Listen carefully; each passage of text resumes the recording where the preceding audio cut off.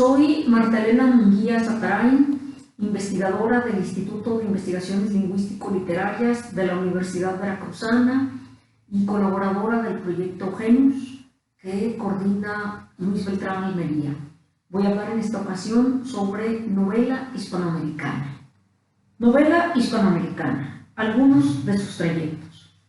No cabe duda de que la novela hispanoamericana constituye una rama del gran árbol de la europea. Participa de su historia, hereda formas y soluciones artísticas, y aunque prácticamente ningún desarrollo teórico la ha tomado en cuenta para elaborar propuestas de estudio, tal vez porque se ha pensado que son insignificantes sus aportes al género, vale la pena asentar que, por el contrario, no solo le ha dado continuidad al legado europeo, sino que ha tenido su propio trayecto particular a partir de sus relaciones especiales con el mundo y la imaginación artística de América.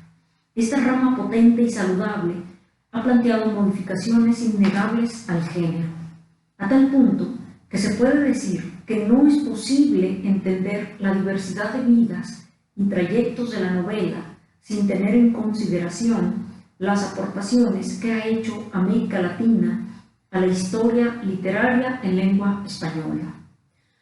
Por lo que respecta a los estudios que sobre el género se han hecho en el subcontinente, puede afirmarse que durante mucho tiempo se hizo una ciega aplicación de los métodos de análisis producidos en Europa.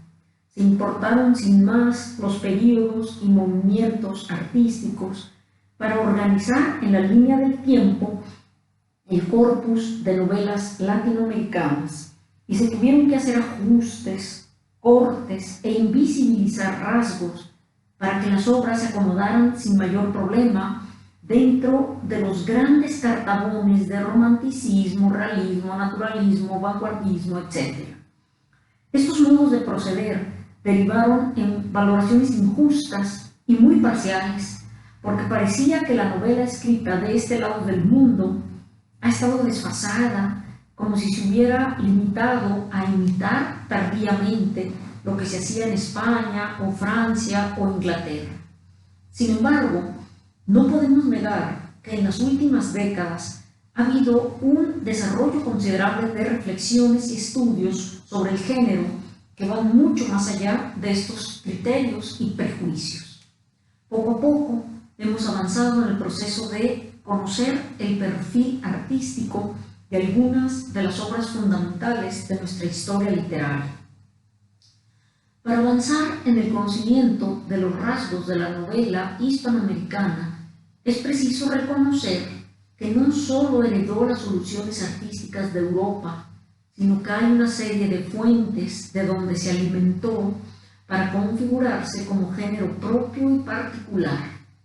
Estas fuentes son variadas y no siempre del todo evidentes, pero sin duda hay huellas de su presencia aún en las novelas actuales.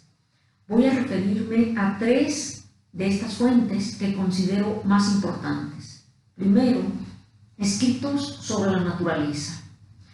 Algunos estudiosos han señalado la importancia determinante de la geografía en la novela latinoamericana al reconocerle una tendencia documental y naturalista. Así lo asienta, por ejemplo, Carlos Fuentes. Cito: más cercana a la geografía que a la literatura, la novela hispanoamericana había sido descrita por hombres que parecían asumir la tradición de los grandes exploradores del siglo XVI. Fin de cita. Esta escritura se inclinaba así a la misión de desentrañar la vida en medio de una naturaleza desmesurada, a tal punto que, como afirma Fuentes, este era el verdadero personaje latinoamericano. La idea alcanza mayor desarrollo y sistematización en la propuesta teórica de González Echevarría, quien estudió la impronta de los relatos de los científicos exploradores de la naturaleza en la novela decimonónica como un rasgo determinante de su perfil.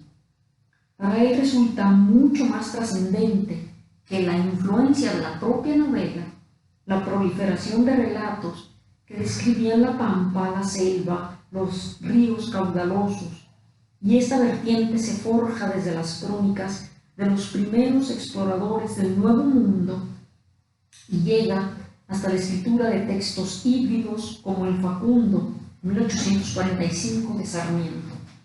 El perfil del hombre que habita las páginas de las novelas volcadas a representar el amenazante mundo de la selva, por ejemplo, está absolutamente marcado por la vivencia de ese entorno.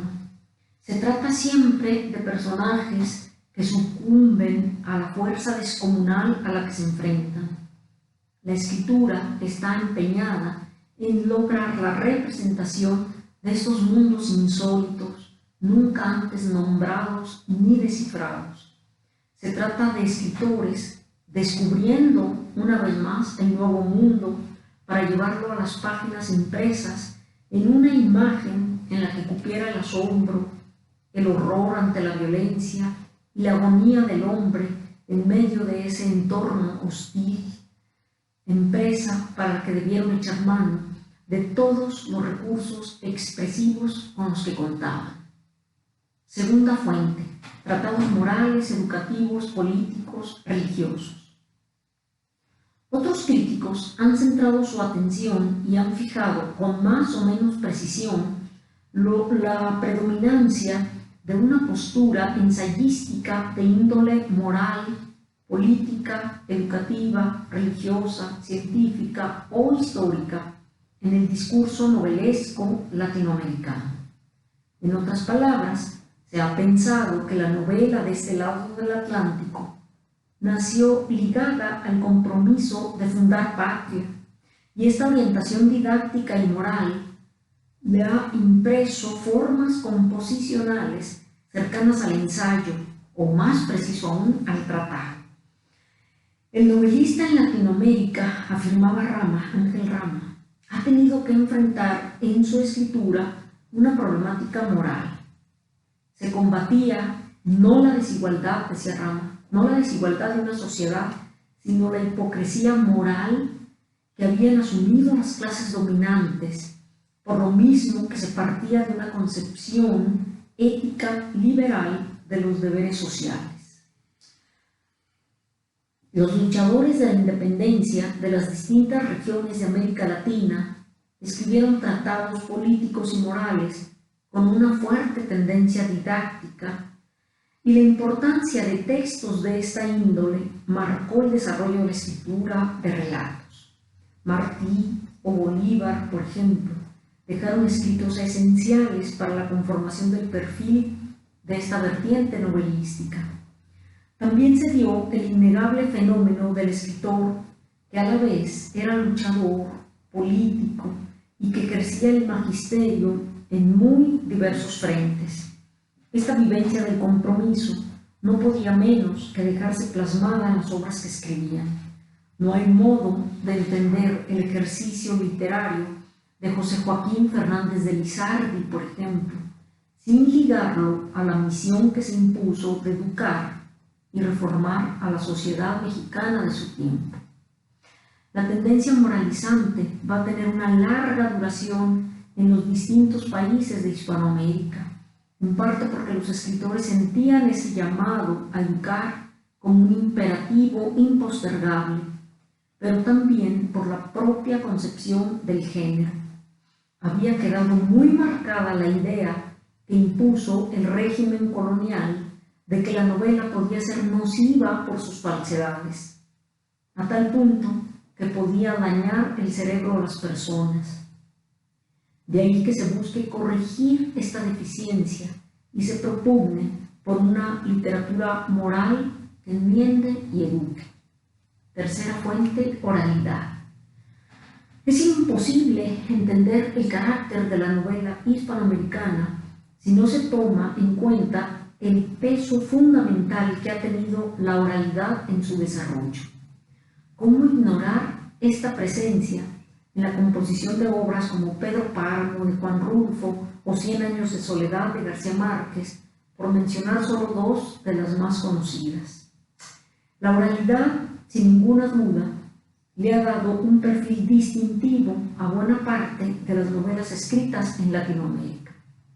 Pero aludo a las novelas que se han alimentado de las fuentes de la imaginación popular antigua, con todo el peso de su visión irónica, humorística o incluso grotesca, y que no se han quedado en la recreación superficial de las formas orales de expresión.